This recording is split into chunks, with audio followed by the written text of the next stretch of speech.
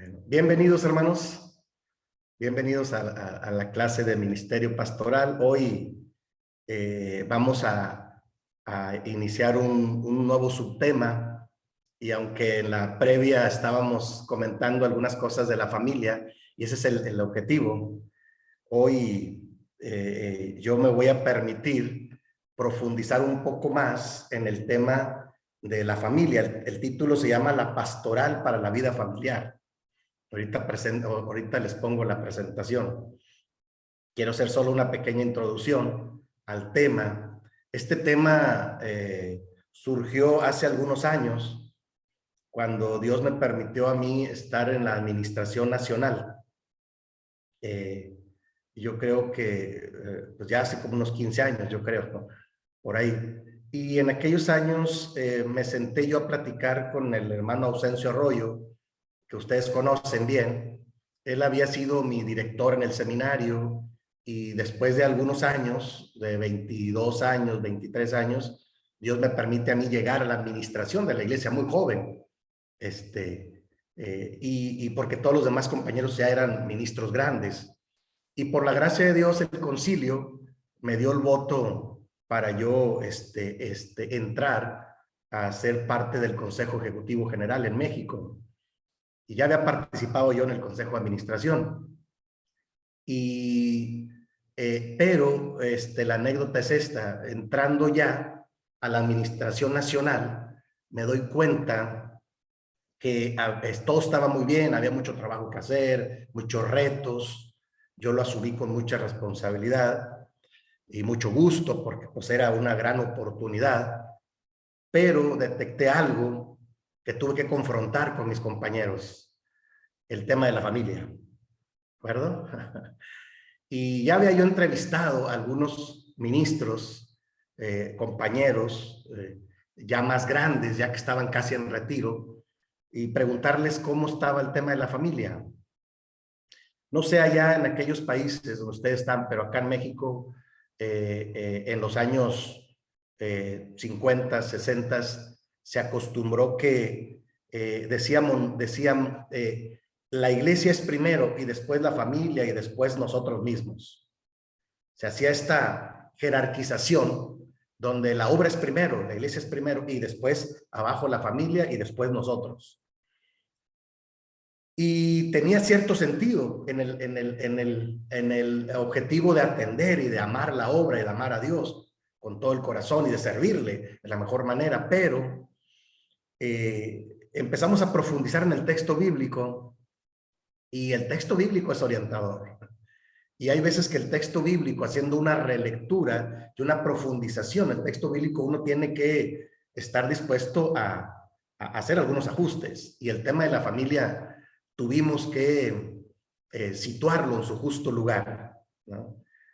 ¿Por qué? Porque había experiencias trágicas donde a mí me tocó entrevistar varios ministros muy renombrados y gente muy fiel y muy trabajadora, y con un ministerio muy fuerte y muy grande, pero la mayoría de ellos habían perdido uno o dos hijos en el camino, en el mundo. Y yo me sorprendí: es que ¿qué pasó ahí? Si estos hombres son hombres de Dios y son bonitas familias, ¿por qué uno o dos de los hijos se perdieron en el mundo? Y yo llegué a entrevistar a algunos de ellos y no querían nada con la iglesia ni con la obra de Dios. Me sorprendió mucho. Y entonces yo empecé a me gusta a mí primero ir al texto bíblico, ahorita que nos va a guiar hoy y el miércoles. Estoy introduciendo el tema. Entonces, yo me senté con el hermano Ausencio Arroyo, ya teniendo yo y le dije: hermano, está pasando esto. Él es una persona de mi entera confianza. Y me dijo: bueno, tienes razón, es duro, pero tienes razón, algo pasó anterior y algo está pasando hoy. Y luego, dentro del Consejo Ejecutivo, me doy cuenta y yo les digo: compañeros, ¿y sus familias dónde están? Y bueno, una estaba en otra ciudad y otra estaba, nunca aparecía, casi nomás se aparecía él siempre él solo, en todos los eventos. O sea, algo a mí no me cuadraba. Y no me fue bien porque pues, tuvimos que confrontar y dialogar. Y luego cuando regresábamos de una gira, de un fin de semana intenso, yo decía, yo necesito un día para atender a mi familia. Me decía, no, mañana nos vemos aquí temprano. Le decía, no, yo tengo que atender a mi familia, porque el mayor tesoro que yo tengo es mi familia, mi esposa Olimpia y mis 3 hijos que Dios me ha dado, varones. Denme tiempo. Y no, aquí nos vemos. Entonces debatimos hasta que los convencí y el hermano Ausencio me ayudó a hacer un estudio bíblico y luego recorrimos casi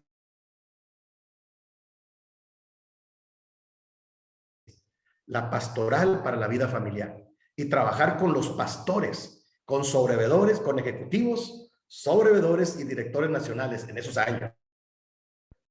Uno que otro evadió el tema, dice, ¿saben qué? Yo ese tema no. Y yo decía, pero ¿por qué no? Quiere hablar del tema. Y entendí que había que confrontar en lo personal, pastoralmente, y lo llegué a hacer. Me ha costado, bueno, todavía de repente recibo consecuencias de esa confrontación, pero no importa.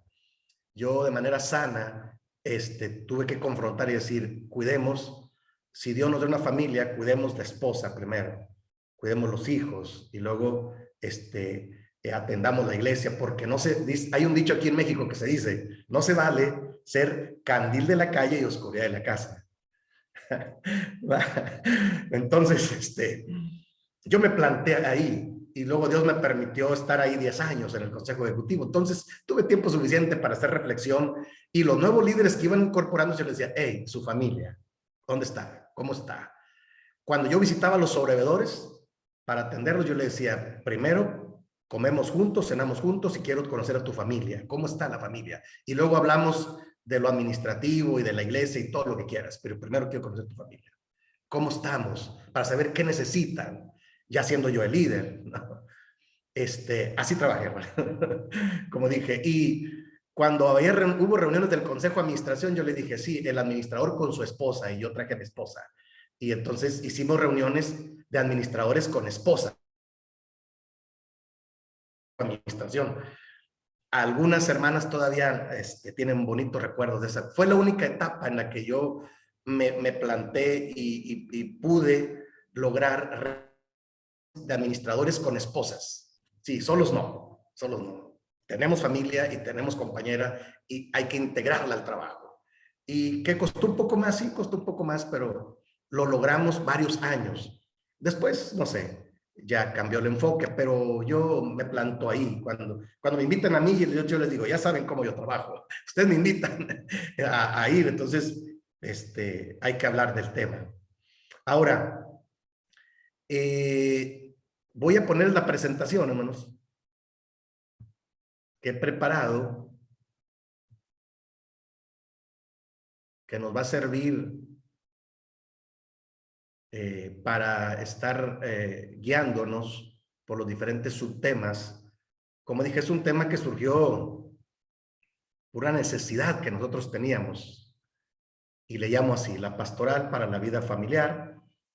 El texto bíblico es Juan capítulo 10, versículo 10, que dice, el ladrón no viene sino para hurtar, matar y destruir.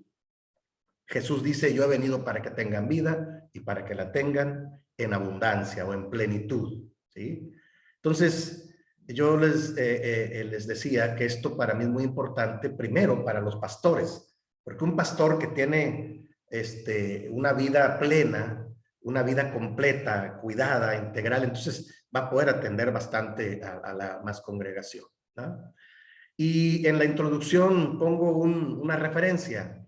No lo voy a leer en este momento. Tengo, es un cuento infantil de Mijail Snunit que se llama El pájaro del alma.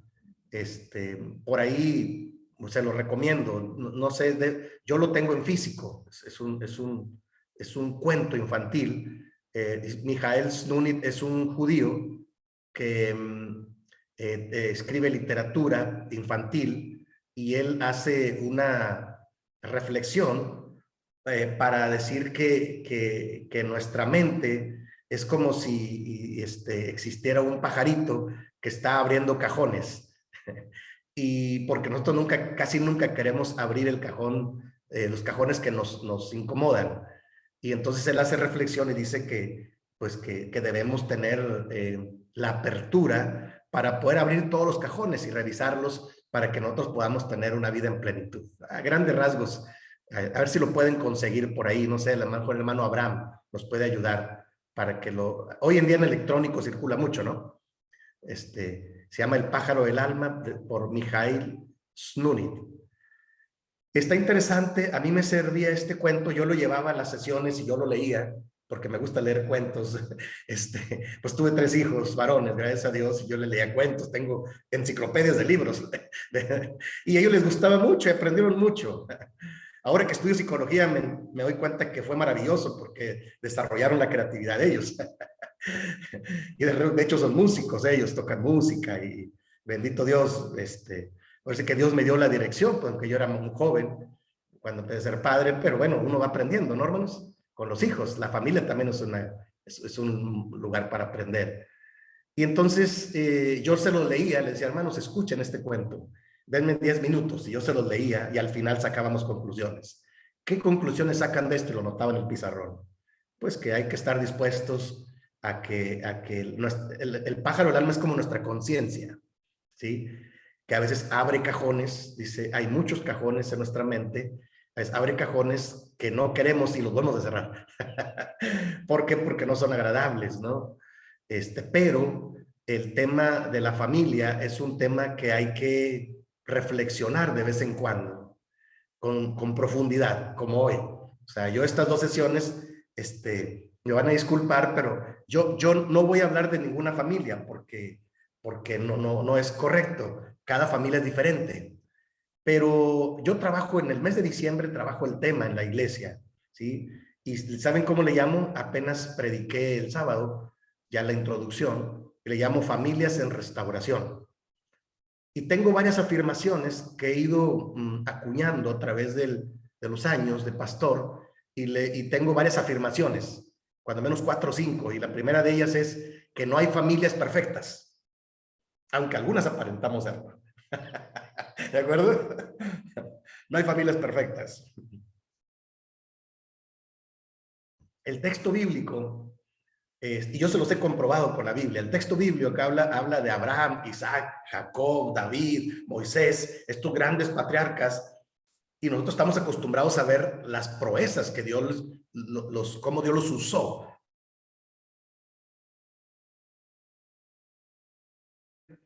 Sí toco los temas, pero desde el lado de la amplitud de la familia. ¿Dónde está la familia?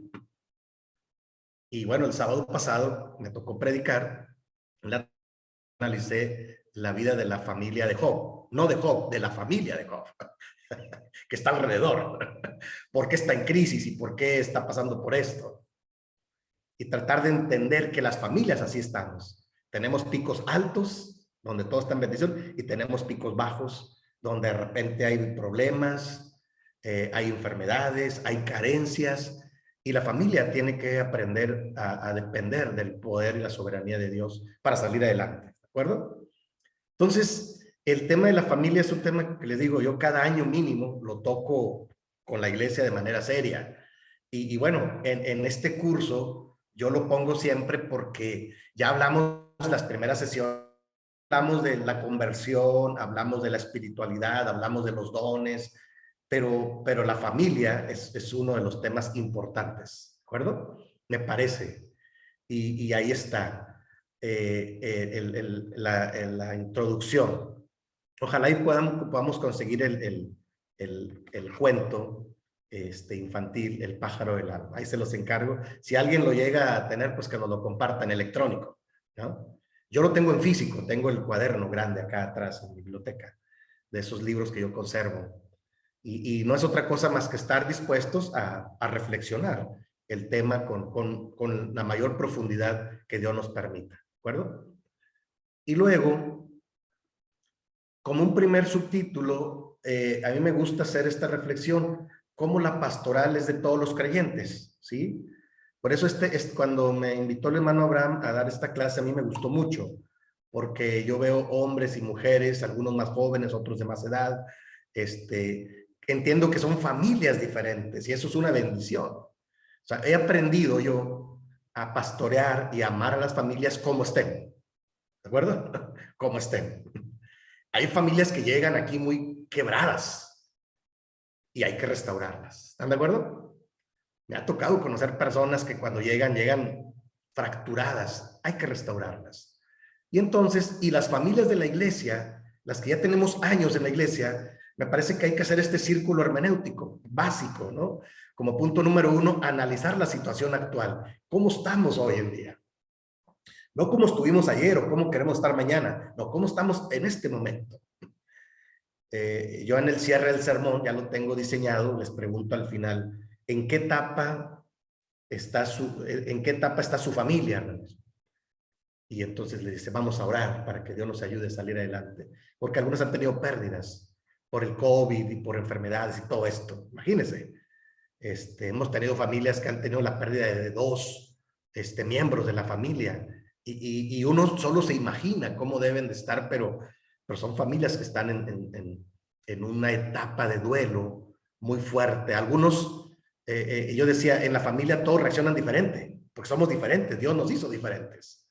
Y entonces unos lo resuelven muy rápido, ¿verdad? Decir lo que sigue, y otros han pasado años y todavía lloran cuando se toca el tema, todavía se duelen porque son más sensibles. Por eso es que digo que como punto número 1, para hacer una pastoral para la vida familiar, hay que analizar la situación actual. Y porque los tiempos cambian, las situaciones cambian, ¿sí? ¿Cómo está la familia en este momento? ¿Verdad? Y luego, punto número 1. Punto número 2, vamos a ver qué dice, va a hacer una reflexión bíblico-teológica. ¿Qué dice la palabra con respecto a esto? ¿No? ¿Hay alguna respuesta en la palabra?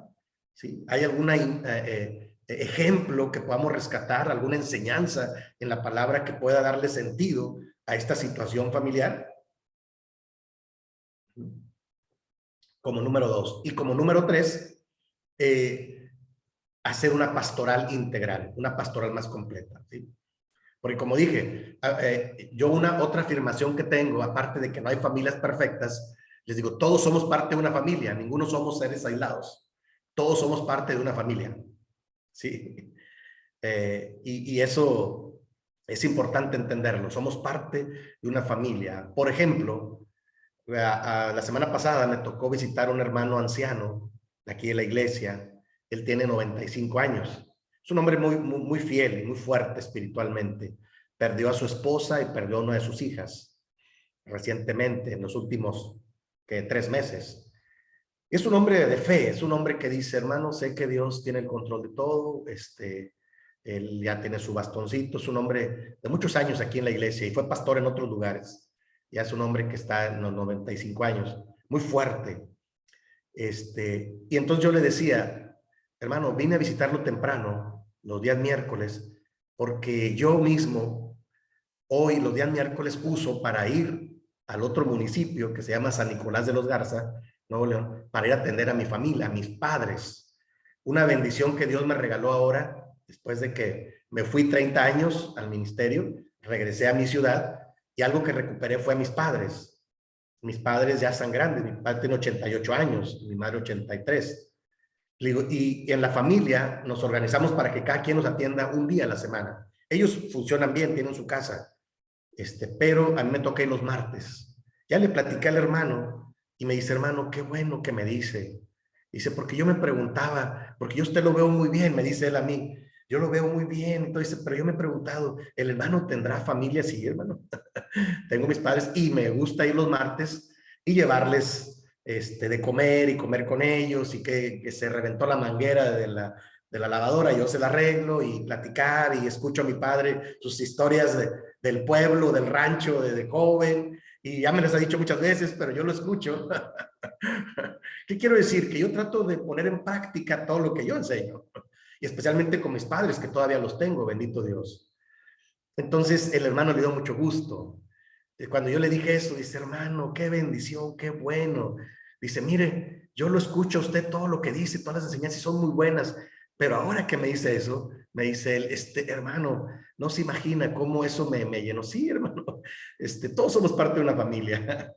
Cuando hablan de los hijos, yo también tengo hijos, yo también tengo esposa. Y aunque somos los pastores y aunque estemos en la familia pastoral, también somos parte de una familia y también pasamos por diferentes etapas. A mí me gusta mucho esta imagen que los miembros tengan, hermanos, porque a uno lo entienden más y no lo ven como alguien superior y alguien que no tiene ninguna necesidad y que nunca se equivoca y que no tiene, pues casi que no siente nada, ¿no? Sí, los pastores tenemos que andar entre el rebaño, aunque vamos al frente, pero somos parte también de una familia. ¿Están de acuerdo, hermanos? Entonces, a mí me gusta dar esa imagen, por eso la introducción que les hice en la administración, cuando llego a la administración nacional, la administración en algunos momentos llega a ser un poco fría, hermanos, porque se toman decisiones. ¿Están de acuerdo? O sea, yo lo sé, yo estuve 22 años en esos ámbitos, pero cuando yo toqué el tema de la familia, me parece que lo estábamos la mayoría evadiendo. Y yo empecé por mí, porque de repente, por ejemplo, tantos viajes, tantos eventos, y de repente mi esposa, mi esposa Olimpia, su abuelo fue el primer pastor allá en la ciudad de Tijuana, Baja California. Entonces ella tiene un sentido pastoral, yo ya lo sabía. Y entonces ella me dice, oye, es que no has estado, ahora que tus hijos han cumplido años y uno de ellos se va a graduar de la primaria y así, y yo me perdía en muchos de esos eventos porque yo andaba en la obra de Dios, y andaba viajando, y andaba predicando, y andaba organizando, y andaba en juntitas y juntotas, y entonces, pero me estaba perdiendo algo, hermano. Y yo mismo, para mí, tuve que ser honesto y decir, a ver, ¿qué pasa? Esa es una de las explicaciones, ¿no?, del por qué en los últimos años yo ya no acepté ningún puesto administrativo. Todavía podría. De hecho, cuando voy a las oficinas nacionales me dicen, hermano, ¿no le gustaría ser candidato? Otra vez le dije, no. El hermano Ausencio me entrevistó a mí y a mi esposa, vino a la ciudad, porque como dije, es un hombre con que tengo amistad y me dice, Isma, ¿no quieres regresar? Me dice, creo que puedes regresar a la administración. Le dije, no, hermano, fue suficiente. Pero están jóvenes, entonces le dije, pregúntele a mi esposa y ya le explicamos por qué. Dijimos, mire, hermano, estamos en una etapa en la que queremos cuidar a nuestros hijos, porque ya van creciendo y van siendo más críticos, ¿sí? Ahora sí protestan de por qué no me van por mí en la escuela, por qué no están en mi graduación, por qué no, y están atendiendo toda la iglesia, pero nosotros ya protestan, ya opinan, y está bien, hay que escucharlos. Yo tengo anécdotas con mis hijos, unas buenas y otras tristes, donde mi primer hijo, yo era sobrevedor, era presidente del consejo de administración y estaba yo muy metido en la administración de la iglesia. La iglesia en México ha ido creciendo, gracias a Dios. Pero andaba yo viajando y predicando. Y llegaba yo a la casa, hermanos, y entonces me sentaba y entonces ponía las noticias o empezaba yo a comer algo y se acercaba mi hijo mayor, Uciel se llama. Él ya no vive con nosotros, él vive en la ciudad de Cuernavaca y estudia. Ahí está estudiando, ya tiene los 4 años que nosotros tenemos acá, él se quedó aquí en aquella estudiando. Y es un muchacho muy estudioso, ya lleva varias carreras y está en sus maestrías. Pero él es un muchacho muy directo. Entonces me dice, oye papá, ¿estás enojado con nosotros? Y le dije, no hijo, no estoy enojado. Y se va. Y luego regresa y me dice, oye, es que tienes la cara de enojado. Le dije, pues no estoy enojado, pero ya me estoy enojando. ¿Por qué me dices eso? Dice, es que pensamos nosotros, mi mamá y yo, que nosotros no te hicimos nada para que estés enojado con nosotros. ¡Wow! Y yo reaccioné, hermano. Dije, ¿qué pasa? Yo estaba pensando en todos los problemas de la iglesia. Yo estaba pensando en lo que había que resolver y lo que había que hacer. Y no me estaba dando cuenta que cuando llegaba a mi casa, no dejaba eso a un lado, sino que lo venía cargando. Y mi hijo, con mucha franqueza, me dijo, es que te ves así. Y yo reaccioné. Y yo los llamé y le dije, a ver, vengan para acá. Le dije, perdónenme, no, ustedes no me hicieron nada, claro que no.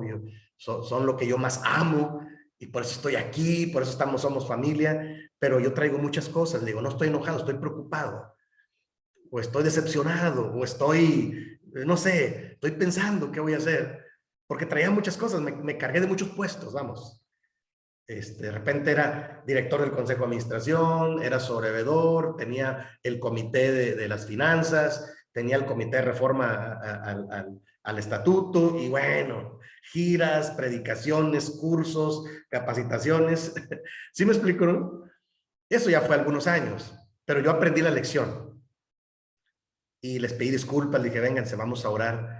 Le voy a pedir a Dios que no, yo tenga la capacidad de hacer un lado esto y disfrutar la familia cuando estoy en casa. Yo no sé si a alguien le ha pasado lo mismo, pero a mí me pasó. Y cuando yo lo platico con mis compañeros pastores, muchos de ellos me dicen, ay, hermano, a mí me está pasando lo mismo. Estoy hablando de pastores que están dedicados tiempo completo, los que tienen un puesto, un título y tienen familia todavía. ¿Sí? Entonces, por eso hago este círculo hermenéutico. Yo digo, vale la pena hacer esta reflexión para saber qué vamos a hacer. Entonces fue cuando yo decidí hablar con mis compañeros y decirles, hermanos, cuenten conmigo, ¿verdad? Pero cuando vamos a una gira o un evento, yo regreso y necesito un día para atender a mi familia. Entonces eso les prometí y así lo practiqué muchos años. Entonces llegaba yo y al otro día lo tomaba, no iba a la oficina, decía, eso puede esperar, yo necesito ir con mi familia, sacarlos a comer, salir al parque, platicar con ellos, y ellos lo entendieron muy bien. Les voy a dedicar un día para poder atenderlos y estar con ustedes. ¿De acuerdo? Me costó mis críticas, claro que sí. Claro, tenía yo un compañero que llegaba tarde a la oficina, no sé por qué, y él llegaba, yo llegaba, pues la oficina se hable de 9 de la mañana a 5 de la tarde, y él llegaba como después de la comida, como a las 2, 3 de la tarde, y luego llegaba y decía, vamos a darle, compañeros, vamos, tenemos muchos asuntos, y daban las 5, las 6 de la tarde, y él decía, no, le vamos a dar hasta noche. Yo le decía, llegó un momento en que lo confronté, le dije, momento, no. Yo no sé dónde esté su familia, pero yo tengo mi familia aquí en casa. Yo necesito atender a mi familia. Y se enojó mucho y me dijo de cosas. Pero le dije, yo me mantuve. Le dije, sí, sí, usted, yo no sé, usted cómo le hace. Pero yo tengo una familia que tengo un acuerdo para atenderlos después de cierta hora. Y si vamos a hacer un evento extraordinario, claro, pero ya avisado, pero en este momento me están esperando. Les costó mucho trabajo entender a mis compañeros que yo debería tener la familia hasta ahora, les digo. Todavía, por eso no he ido a los últimos 2 concilios. Sí, yo sé que me van a preguntar, hermano, y les dije, no, mi familia está primero ahora. Y hablo de una familia ahora más extensa. Mis padres, que yo atiendo los martes, mi esposa, mis hijos, la vida en familia, yo he aprendido a valorarla. ¿De acuerdo, hermanos? Entonces, porque debe haber un equilibrio y debe haber una acción pastoral también hacia nuestra propia familia. ¿Para qué? Para que no se nos pierda, no se nos hagan de poco ánimo. ¿Sí, hermanos? Nada más es la introducción, ¿eh? Entonces, me parece que es un tema importante. Otra afirmación que yo tengo en mi predicación aquí, en los meses de diciembre, les digo, hermanos, la familia es lo más valioso que tenemos. No son nuestros carros, nuestras casas, nuestros muebles, nuestras cuentas en el banco. Lo más valioso que tenemos es la familia. Así es que vamos dedicándole un poco de tiempo. No son nuestros títulos ni nuestros puestos. Lo más importante es la familia. Y aquí tengo yo varias bases bíblicas, no creen que no. Yo he tratado de ir al texto bíblico, estaba revisando ahorita 1 Timoteo 3, 4, cuando dice Pablo si alguno anhela obispado, buena obra desea. 1 Timoteo capítulo 3. ¿Ya? Dice, pero es necesario que el obispo sea irreprensible, marido de una sola mujer, y luego llega el verso 4 cuando dice que gobierne bien su casa y que tenga a sus hijos en sujeción con toda honestidad. Verso 5, porque pues el que no sabe gobernar su propia casa, ¿cómo cuidará de la iglesia de Dios? ¡Wow! Cuando yo leí eso dije, Señor, tengo que tener más cuidado con mis hijos. ¿Están de acuerdo, hermanos? O sea, hay momentos en que uno se sabe el texto bíblico, pero hay momentos en que hacen más hace más sentido este tipo de pasajes. Por algo, Pablo está exhortando al pastor joven Timoteo y diciéndole, oye, a quienes vayas a nombrar, diles que tengan cuidado con estos detalles. ¿Sí?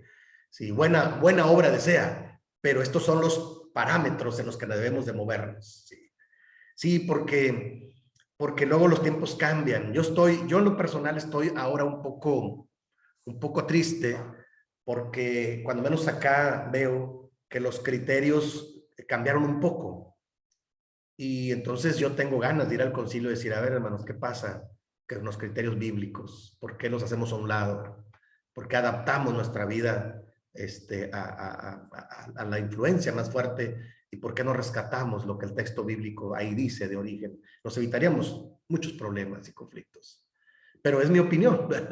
Entonces partimos de el deseo y la intención de poner a la familia en el lugar que le corresponde y hacer esta reflexión personal. Es familiar, incluso yo los invitaría a que sea familiar, ¿sí? Porque uno se sorprende. Yo me sorprendí cuando un día yo estaba bien metido y le dije a mi esposa, oye, me estaban proponiendo ir a otro país, ni les digo cuál, ¿verdad? Allá por donde ustedes están, porque a mí me gustaba un poco más joven y me gustaba trabajar. Entonces me dicen, oye, Isma, vas terminando este puesto, ¿te gustaría ir a tal país, aportar esto y lo otro? Y les dije, sí, claro que sí, a mí me encantaría ir a apoyar a los hermanos. Y luego platico con mi esposa y me ve mi esposa y me dice, ahorita platicamos, ¿sí? Entonces cuando platico con ella me dice, sabes que no estoy de acuerdo. Le digo, ¿por qué no? Vamos a ir a servir. Dice, ya me dijo, tengo mucho miedo de otro país, pasa esto, mi familia, mi mamá está muy enferma, ¿no? Me planteó un panorama que, ok, alcancé a entender. Dije, bueno, lo dejaré para un futuro. Entendí, ¿no? Que yo quería seguir sirviendo y dije, sí, vamos hasta donde se necesite. Porque yo así he sido. Yo así, cuando me dediqué a tiempo completo, yo soy de los que a dónde hay que ir, vamos. Y pude ir a diferentes países a compartir. Pero me sorprendió que llegó un momento en que mi esposa me dice, no estoy de acuerdo en este momento, por estas razones. Y yo dije, bueno, ok, está bien, tienes razón. Yo estoy pensando en mí y no estaba pensando en qué tú querías, sino lo que yo quería. Y entonces aprendí a platicar con ella y decir, oye, mira, pasa esto, porque es la familia, ¿están de acuerdo? Y todos estos ejemplos que estoy poniéndonos son de la vida real. Y que si a alguno de ustedes le llega a pasar o algo parecido, pues es valioso poder escuchar a la esposa y a los hijos, o al esposo y a los hijos. ¿Qué dicen? ¿Qué opinan? Y poder tomar decisiones más integrales, más familiares. ¿Cómo ven, hermanos? ¿Vamos bien? ¿Hasta aquí? Yo sé que es uno de los temas complicados porque cada familia tiene su propia experiencia. Yo platico lo que a mí me ha sucedido. Y Pastor, sí. ¿podría repetir la cita que no la pude anotar? Se me está cortando un poquito. Sí, cómo no, hermana. Sí, la Es cita. primera carta del apóstol Pablo a Timoteo, capítulo 3, Sí. del versículo 1 al versículo 5. Ok. Esa sección. Es Muchas cuando, gracias. sí, Ahí hermano. estamos. Y esa parte a mí, híjole, me ha hecho reflexionar mucho, sobre todo cuando nosotros vamos a dar títulos opuestos, porque algunos años me tocó, yo firmaba, ¿verdad? ¿A quién se le nombraba? Y hubo un momento en que yo dije, oh, qué responsabilidad tan grande Dios me da. Y, y, y aprendí a ser más cuidadoso. Claro que hay que promover nuevos discípulos, claro que hay que encauzar las nuevas generaciones, pero también uno debe cuidar los criterios bíblicos que están, por algo están estipulados ahí. Y el tema de la familia, yo aprendí en base a estos textos bíblicos que es importante, ¿sí? Son importantes. El capítulo 3, capítulo 4, también ya cuando habla ahí, bueno, todo el capítulo 3 que habla después, primero de los obispos, del obispo, después habla del diácono también. Igual. El mensaje es, tenga cuidado con la familia, porque el que no sabe cuidar la familia, pues ¿cómo va a cuidar de la iglesia? Y como dije, yo entiendo que no hay familias perfectas, hermanos, pero hay familias que hemos aprendido a estar en constante restauración, ¿sí? Y mejoría. Sí, claro, no hay familias perfectas, la verdad. Ni el texto bíblico presenta familias perfectas. Cuando uno mira la vida de los patriarcas se da cuenta, o aún el Nuevo Testamento es más cauto, pero el Antiguo Testamento es muy claro de cómo los patriarcas lidiaban con las familias. O sea, y había muchas circunstancias. Ya el Nuevo Testamento, solo allá por Efesios, Pablo dice cuáles deben ser las funciones del hogar cristiano, ¿verdad? Y les da sus funciones, está bien, ¿sí? Aunque ahorita vamos a irnos adentrando en el tema y vamos a ver que hoy en día las cosas en el mundo han modificado mucho. Y tener nuestra reflexión. Entonces, nuestra reflexión bíblica sobre todo. Voy a ir avanzando un poquito más, hermanos, porque son varios subtítulos y voy a tratar, lo que tengo ahí lo voy a ir leyendo rapidito para avanzar. Ustedes de todas maneras pueden tomar nota. Yo como introducción pongo que el tiempo que dediquemos al análisis y la reflexión bíblico-teológica sobre nuestra acción pastoral en el campo de la familia será valioso, ya que de esta manera podemos reorientarla para ofrecer un servicio pertinente al tiempo, circunstancias y necesidades que nos toca vivir en la actualidad. Yo estoy convencido que los tiempos han cambiado, ¿no? Aquí hay muchas leyes en el gobierno que han cambiado y han modificado la estructura familiar, déjenme les digo. No sé, ya supongo que también.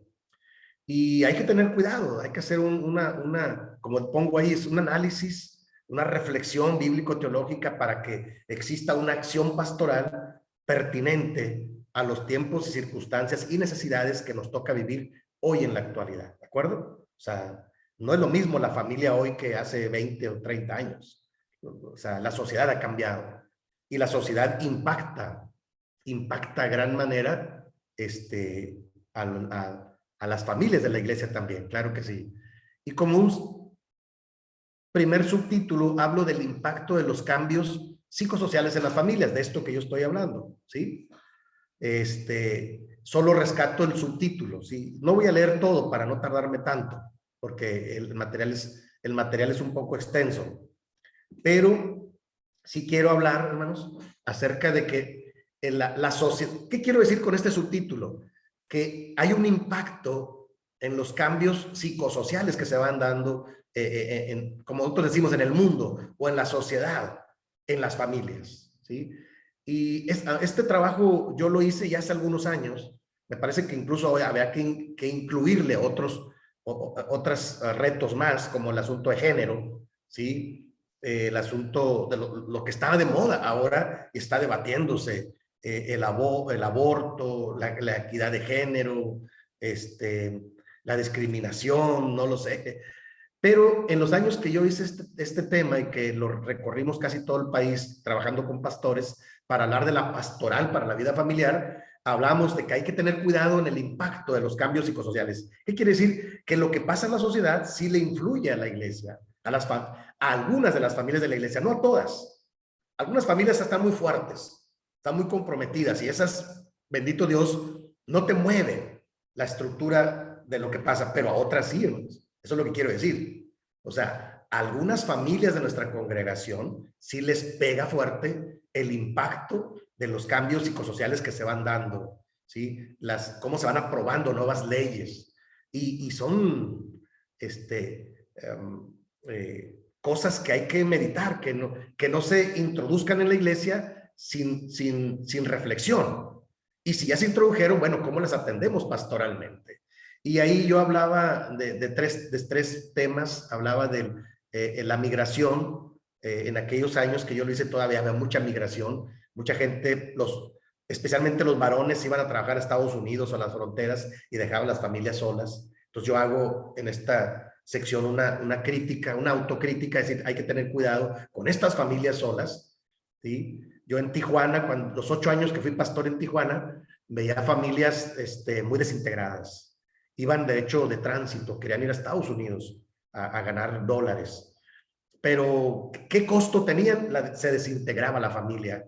Habían dejado su pueblo y querían ir al sueño americano y no lograban ni llegar al sueño americano ni regresar, se quedaban en el medio, en la frontera. Entonces ahí me tocó ser pastor de esas familias, escuchar las historias y tratar de ayudarles hasta donde se pudiera. Y bueno, entonces las estructuras familiares iban cambiando, ¿sí, hermanos? Yo es lo que llamo un reacomodo interno y social. Y luego también hablamos un poco del machismo tradicional que creó familias centradas. Parecería que el machismo estaba centrado en el padre, pero no.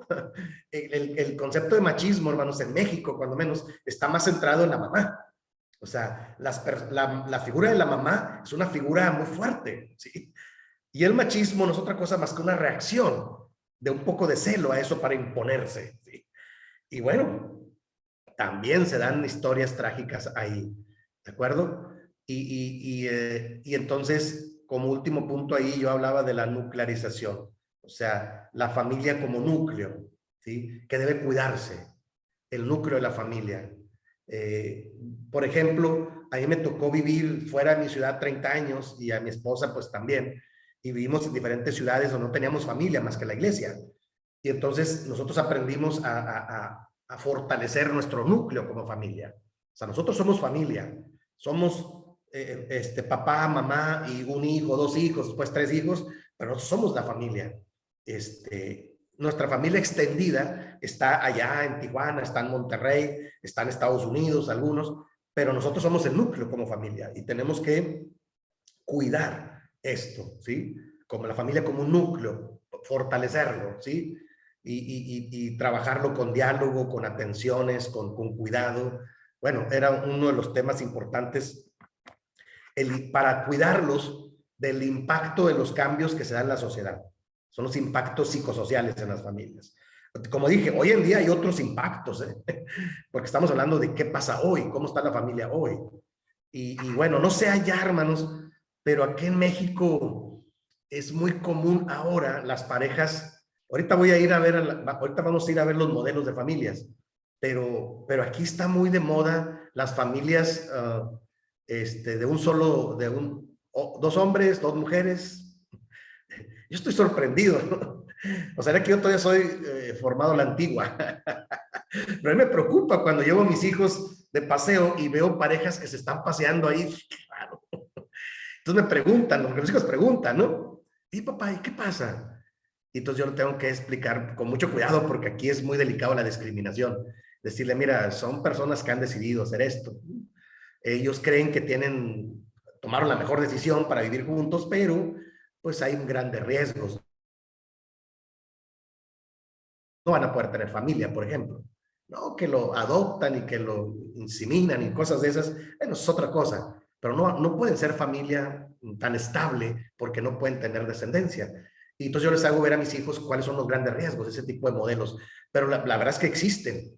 Yo ahora que regresé a esta ciudad de Monterrey, que es una ciudad grande, me preocupó que hay quienes me dicen, hermano, fíjese que en tal iglesia, de nuestras iglesias aquí en la ciudad, están dándose estos casos. Y bueno, yo no lo he confirmado, pero entiendo que es el impacto de los cambios en la sociedad que están impactando a nuestras generaciones más jóvenes. ¿Están de acuerdo, no? ¿Cómo ven? Este primer subtítulo también se da allá. Yo quiero preguntar, a lo mejor yo estoy hablando nada más lo que pasa acá, lo que alcanzo a ver, pero me gustaría que me retroalimentaran. Esto que yo digo, el impacto de los cambios en la sociedad, ¿también se da allá en donde ustedes están, en su contexto?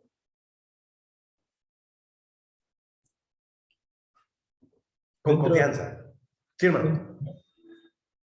dentro de los cambios sociales entraría también el tema de la pandemia, ¿no? Sí, exactamente. Bueno, para mí creo que fue bastante fuerte el golpe de la pandemia a nivel familiar.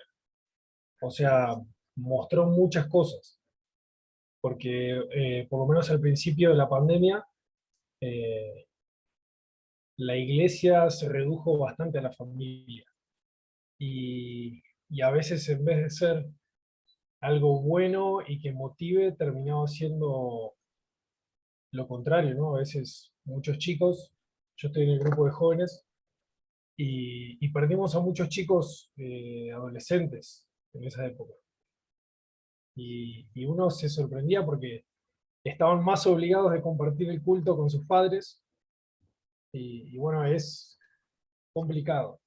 Socialmente Sí, es fuerte la influencia, y sobre todo en estos momentos en que por ahí eh, la conexión social de las familias empezó a ser distinta, ya no era presencial, entonces también tanto los jóvenes se conectaban con los suyos a través de las redes, los padres de otra manera, y bueno, a veces en vez de estar más juntos se alejaron más, ¿no? Yo lo veo así, para mí lo vi un sí. poco de esa manera. Sí, gracias, hermano Germán. Claro que sí. Yo creo que es uno de los grandes impactos. En todos lados se dio, aquí también. Sí, nos ha costado mucho trabajo recuperar a la iglesia y, como usted dice, algunos se perdieron o aprovecharon la confusión para ya no regresar o decir, pues yo veo sus grabaciones. Por ejemplo, aquí yo lo que hago es cada sábado transmitimos vía la página de nuestra iglesia el estudio Escuela Sabática en la mañana ya no viene toda la iglesia, vienen muy poquitos por este asunto de la pandemia. Y aunque el acuerdo era que se iban a conectar los hermanos, la verdad es que muy pocos se conectan, porque tienen mil cosas que hacer. O sea, se perdió el concepto incluso del Día del Señor. O sea, ¿qué pasa? Hermanos, no, hermanos, y es que después veo la grabación, es que no tengo tiempo, y es que estuve haciendo esto y lo otro. Sí tiene razón. Ahí, yo he estado platicando con varios pastores de aquí de la ciudad porque me buscan algunos. Dicen, hermano, ¿qué hacemos? Yo les digo, vamos a intentar nuevas estrategias. Y el estar grabando los cultos y los servicios, pues yo les digo, vamos a continuar con eso porque ahí quedan como archivo para que lo vean, pero sí causó un efecto diferente. Algunos dicen, hermano, yo me conecto allá donde estoy, allá lo veo, y no lo ven. Y también aparentemente hay temor, fíjense, hay temor de asistir a la iglesia para no contagiarse, pero sí veo que andan por todos lados, en una fiesta y en el centro y de compras y todo. ¿Qué les pasa? O sea, y es triste, o sea, está pasando en todos lados. Y yo digo, es que la verdad es que era lo que anhelaban en su corazón, probablemente. Como que esta cobertura, y la verdad es que es una sacudida muy fuerte para nosotros como iglesia. Algunos casos que íbamos con trabajo ganando y jalando y encauzando, de repente se nos, cuando menos dos o tres, tengo dos casos de dos parejas, dos familias que se están fracturadas, están separadas. Y estoy ahí en consejería, pero me sorprendió mucho, estaban bien en la iglesia, o aparentemente estaban bien. Por eso el tema de cuidar la familia, el diálogo, la retroalimentación. Vamos a ver en el transcurso del curso varios puntos importantes que cuidar, pero estamos en la introducción apenas y es muy valioso saber que la pandemia también le pegó muy fuerte. Es uno de los impactos sociales hacia la iglesia y ahí tenemos que, hermanos, tenemos que intentar recuperarlo. O sea, eh, a mí hay quien me ha dicho, hermano, yo no regreso hasta que no me vaya a visitar. Bueno, pues vamos a visitarle para ir a orar con ellos, a invitarlos y a animarlos que regresen, ¿no? Y algunos me dicen, sí, hermano, sí voy a regresar, pero fíjese que tengo temor. O sea, hay muchos obstáculos y muchas promesas, pero más bien es una oportunidad para hacerse a un ladito. Y, y pues tenemos que seguir haciendo el trabajo pastoral, pero sí nos pegó a la mayoría de las iglesias, yo creo. Son muy contadas las que regresó toda la gente, la mayoría no regresó todas las personas. ¿Ve? Fue una buena sacudida, digo yo. Me enseñó un día un ministro antiguo, me dice, mira, me dijo, hace muchos años, yo era joven pastor, me dice, mira, cuando pasa esto en la iglesia es como si el árbol está ahí y alguien lo agarra y lo sacude. Dice, y los que se caen, pues ya pues si se recuperan, qué bueno. Dice, pero tú trabajas con los que se quedaron. Bueno, está bien. Aprendí yo esa lección, o sea, es lo que tenemos. Eso hay que cuidarlo. Y lo demás hay que irlo pastoreando, intentando diferentes estrategias, ¿no? Claro que sí, sí, estamos en esos tiempos actuales. ¿Alguien más, hermanos, quiere comentar? ¿Vamos Yo, bien? pastor. Sí, hermana, Yo, adelante. pastor. ¿Sí? Bueno, Germán comentó acerca de los jóvenes, y es tal cual como él lo dice, ¿no? Tienen el pretexto que, bueno, lo ven después y no lo ven nunca. Y no pasa solamente a los jóvenes, pasa también a las personas que no son tan jóvenes. Y bueno, yo puedo compartir la experiencia de pláticas, de encuentros de hermanas, ¿no? De pronto cuando se hablaba, bueno, ahora la pandemia, ya eso de prepararse para el día sábado, ya no es, y yo digo, ¿cómo que no es? Sigue siendo, nunca se fue. Hay que cocinar el viernes, hay que prepararse, el sábado hay que levantarse, vestirse como para el culto, hay que marcar la diferencia. Es así, uno lo vive diferente. Y muchas de las hermanas no lo viven así. No, ya no es así, ya estamos en pijama, ya después salimos y ya como que el culto ya fue, lo vemos en algún momento. Y, y bueno, lamentablemente pasa también, aquí en Argentina pasa. Ok. No debería, pero sí la pandemia causó eso de decir, bueno, ya ahora el saludo, menos mal, es así nomás, como que ya no está ese afecto de abrazarse.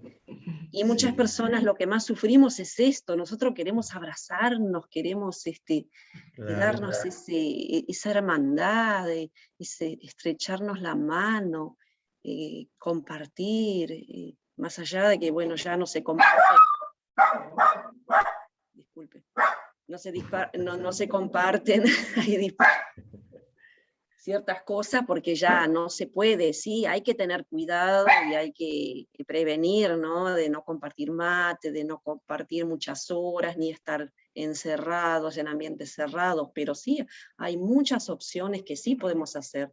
Y después también tenemos los hermanos que no quieren que los visiten porque, bueno, porque está la pandemia. Así es.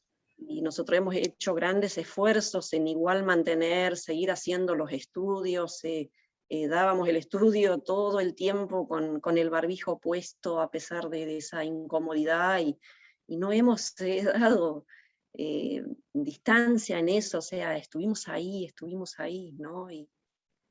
Así es. Y es así como debería ser, ¿no? Y el Señor nos ayuda, nos fortalece y sí que lo hemos sufrido. Sí, gracias, hermana Liti. Sí, tiene razón. La pandemia nos ha restringido bastantes prácticas cristianas que te generaban fortalecer la comunión. Claro que sí. Y es muy general, está pasando en todo el mundo, yo creo. Pero a nosotros como iglesias sí que nos pegó todas estas restricciones. Sí, no nos permiten generar, y tiene razón. Yo también tengo un par de familias que mis hermanos, nosotros no nos visiten. Nosotros queremos cuidar. Pero como digo, luego yo veo que andan en fiestas y andan en convivios y andan en... O sea, pero bueno, ahí tratas de entender, pero te das cuenta que a veces es un pretexto, ¿no? Ni hablar. Bueno, es el impacto de los cambios psicosociales en las familias especialmente y esto de la comunicación también, ¿no? Ahora como todos los muchachos tienen un aparato donde comunicarse, podemos estar en un mismo cuarto, apenas hice ejercicio este fin de semana, los muchachos están cada quien en su aparato, están juntos pero no están comunicados. Qué increíble, ¿no? Aunque cada quien tiene un aparato para comunicarse. No sé qué está pasando. Esos detalles están dando. Y en la familia puede pasar también, cuando de repente lo analizas. Entonces, sí hay momentos en los que tendríamos que tener cuidado. Por ejemplo, nosotros en la familia, sí, cuando vamos a comer, por ejemplo, sí les prohibimos a los hijos, vamos a comer, vamos a orar, dejen sus aparatos ahí. Porque resulta que lo estaban comiendo y te lo tenían aquí. Y les molesta un poco, pero ya les explicamos, es que puede ser hasta antihigiénico, no hay comunicación, no hay paz, o sea, no pasa nada. Es un momento nada más, bueno, está bien. O sea, no es en mal plan, sino que todo tiene su lugar y su momento. Tendrás otro momento en que hacerlo. Entonces, se empiezan a incomodar porque es muy común ya en todos los lugares. Y bueno, son grandes retos, hermanos, para la familia saber cómo plantearlos que no suene a imposición, que no suene a castigo, sino orientar a los hijos. Es todo un reto. ¿Están de acuerdo? y a los congregantes también. Vamos a tener que llegar ahí al momento de orientarlos para que nos perdamos la comunión en Cristo y no sea un pretexto esto de la pandemia. Pero bueno, son los tiempos, son los impactos que hemos tenido como iglesia, ¿de acuerdo? Y el segundo subtítulo habla un poquito acerca de la familia latinoamericana, cómo se ha caracterizado, por lo menos aquí en México. Hay un sociólogo que dice que las familias latinoamericanas antiguamente, especialmente, se caracterizaban por un exceso de la figura materna, una ausencia del padre y una abundancia de hermanos. Aunque los tiempos han cambiado ya. Ahorita vamos a ver los diferentes modelos de familias, ¿sí? Y nos vamos a sorprender un poco que los modelos tradicionales ya van cambiando, hermanos. Y nosotros diríamos, bueno, eso pasa ahí en el mundo. No, ya empieza a pasar en la iglesia. Y hay que tener la sabiduría que nos dé el Señor para poder pastorearles y no se sientan rechazados, sino orientados. Esto es todo un reto. Pero bueno, esto es parte de lo que se venía dando como un modelo familiar, pero ahora quiero llegar aquí. Las estructuras sociales contemporáneas, ¿sí? Le damos una lista de cotejo porque al final uno va a decir, a ver, palomear. La familia nuclear, hermanos, como núcleo, es dos adultos de sexos opuestos que viven una relación sexual aprobada y con hijos propios o adoptados. O sea, la familia tradicional se le llama como familia nuclear, familia como núcleo, que es lo que hay que fortalecer, ¿sí? Ahora, lo que quiero ilustrar con esta lista es que ahora hay otros modelos que nos desconcertan un poco y ahorita vamos a hablar de cómo atenderlos, ¿no? Cómo afrontarlos. La familia conyugal también se forma cuando un hombre y una mujer, generalmente proceden de diferentes familias, se unen en matrimonio en algún tipo de unión socialmente reconocida. Por ejemplo, aquí en México están entre los más jóvenes, no me ha tocado a mí tener casos, me ha tocado ver casos de compañeros pastores, que incluso algunos de sus hijos dicen, ¿saben qué? No me voy a casar, solo me voy a juntar, dicen ellos. Y entonces viven tienen una familia conyugal, pero no están legalmente casados. Estamos juntos. Pero, oye, la parte, no, dice, la sociedad no lo permite. O sea, ya no hay ningún problema, pues, con que dos personas se junten, aunque no se casen. Y ya está pasando en la iglesia, cuando menos acá. O sea, hay cada vez más casos de estos.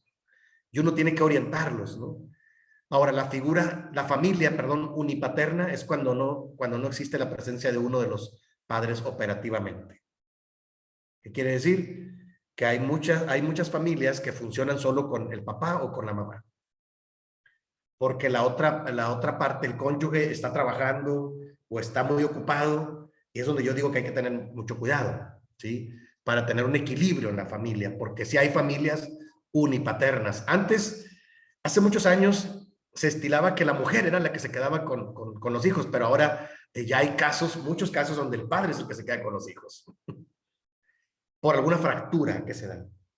Y qué complicado, ¿no? Pero son estructuras contemporáneas de la familia. La familia extendida es el grupo familiar vinculado por lazos de parentesco que incluyen 2 o 3 generaciones y que pueden vivir o no en una misma casa. O sea, hay familias, hermanos. Yo tengo aquí casos en la iglesia que pastoreo que son familias extendidas, pero están juntas, viven en un mismo edificio. Y bueno, acá en México antiguamente era muy común y fue como se generaron lo que llamaban las vecindades. Una vecindad es un lugar es una sola propiedad con diferentes casas, como departamentos, pero vive la familia, ¿sí? Y tiene yo no quiero decir cuál es correcta y cuál es incorrecta, todas son válidas mientras estén funcionando, ¿no? O sea, la familia extendida tiene su sentido. Antiguamente las familias, los abuelos envejecían y los hijos los atendían y llegaban los nietos y se daba un tipo de familia extendida. Este tipo de familia era muy sano porque había un respeto y había como una orientación de los más grandes, ¿sí? Hoy en día, yo creo que este tipo de familia extendida es de la que más se va extinguiendo, ¿sí? Hoy en día es triste, pero es real, la mayoría de los jóvenes tratan de ser más libres y estar más lejecitos. Así es, digo, aunque tienen su derecho, pero también tienen sus peligros, claro. Y bueno, hay un par de familias más. La familia corporativa es la que se organiza alrededor de un número de actividades importantes que se desarrollan en común. Algunos ejemplos son grupos indígenas, grupos religiosos, etcétera. Nosotros como iglesia, por ejemplo, somos familia corporativa, somos familia en la fe, ¿están de acuerdo? Es muy curioso, pero yo en lo personal he aprendido a disfrutar la familia en la fe, ¿sí? Cuando yo me convertí muy joven a Cristo, pues mi familia no quiso. Y entonces yo hice de la iglesia mi familia. Y tengo grandes amigos y grandes familias, pero es mi familia corporativa. Y también tengo mi familia, como dice el último punto, familia consanguínea, que está basada en la relación de sangre. Esta relación puede darse por la línea descendente de un antepasado o hacia sus sucesores. O sea, tenemos una familia consanguínea, decimos nosotros en la carne, pero también tenemos una familia corporativa. Y son diferentes modelos de familia, son estructuras, pero aquí voy a insertar otro modelo, hermanos. Hoy en día, estaba yo investigando, y hoy en día hay modelos contemporáneos de familias que ya no le llaman familias, son experiencias familiares, le llaman ellos. Como dije, se dan entre dos hombres, dos mujeres. Bueno, es increíble, pero eso sucede hoy en día. Uno, ¿cómo la iglesia puede lidiar con esto, hermanos? ¿Cómo podemos atender pastoralmente a los diferentes tipos de familias? ¿Sí? O sea, es todo un reto para nosotros los pastores. ¿Están de acuerdo? ¿Cómo hacer para no discriminar a ningún tipo de familia? Porque se dan muchas experiencias. Uno entiende eso. Pero por otro lado, ¿cómo no permitir que la iglesia también exista una distorsión del proyecto de familia? ¿Sí? Ahí nosotros tendríamos que tener un poco de cuidado. Acuérdense que el tema general es la pastoral para la vida familiar. Y a mí me ha tocado, yo soy un pastor muy abierto, la gente me busca porque dice, yo sé que el hermano me va a escuchar. Y sí, yo lo escucho, porque tengo esa disciplina de, ok, te recibo, te escucho. Tienes una hora yo te escucho. Yo he desarrollado la habilidad de escuchar. Yo te escucho, tomo nota. A ver. Y al final, claro, yo cuestiono algunas cosas. ¿Por qué tomaste esta decisión? ¿Por qué optas por esto? Y comúnmente ya el tercer paso que doy es, bueno, yo te puedo decir muchas cosas, pero no es lo que yo diga, sino es lo que la palabra diga. O sea, yo soy un pastor y lo que voy a hacer es orientarte con la palabra. ¿Qué dice el texto bíblico? ¿Tiene alguna respuesta para lo que tú estás viviendo? Y entonces ahí es donde comúnmente las personas batallan mucho, porque hoy en día, hermanos, el texto bíblico para mucha gente ya no es autoridad, es un tema relativo, y eso ya es peligroso. Entonces, algo que yo enfatizo aquí en la iglesia es, hermanos, no podemos perder los pilares de la fe. Los pilares de la fe es el gran mandamiento, la gran comisión, son los pilares donde se construye un proyecto de iglesia. No lo podemos hacer a un lado, ¿no? Sí entiendo y sí escucho que hay familias que buscan tipos de iglesias donde tengan un modelo más liberal, ¿sí? Pero nosotros creo que nuestro argumento más fuerte es, ¿qué dice la Biblia como palabra de Dios? Porque si a mí me preguntas, a lo mejor yo me puedo equivocar, yo dar mi opinión personal. Pero ¿qué dice la Biblia al respecto? Y tratar de orientar a las personas. Eso me parece que es muy importante, porque esta lista se queda corta. Hay una lista mucho más larga, ¿no? Tengo otra lista mucho más exhaustiva, pero me pareció muy enredada. Pero lo único que digo es que aparte de esta lista, ya no hay modelos de familia, sino ahora hay experiencias familiares. ¿Están de acuerdo? Y bueno, vamos a ir al receso, ¿no? Y regresamos a la segunda parte, ¿les parece? Para que puedan pensar su pregunta o su comentario. ¿Sí, hermanos? El tema nos va a dar para mucho, para hoy, para el miércoles, y la presentación está larga porque hay otros subtítulos que vamos a poder atender. Pero de entrada, ese es el panorama que nos toca vivir. Yo dejaría la pregunta de reflexión: ¿cómo atender pastoralmente a los diferentes modelos y tipos de familias? ¿No? Entonces, dejo la pregunta de reflexión y después del receso de 10 minutos regresamos para seguir avanzando en el tema. ¿Les parece, hermanos?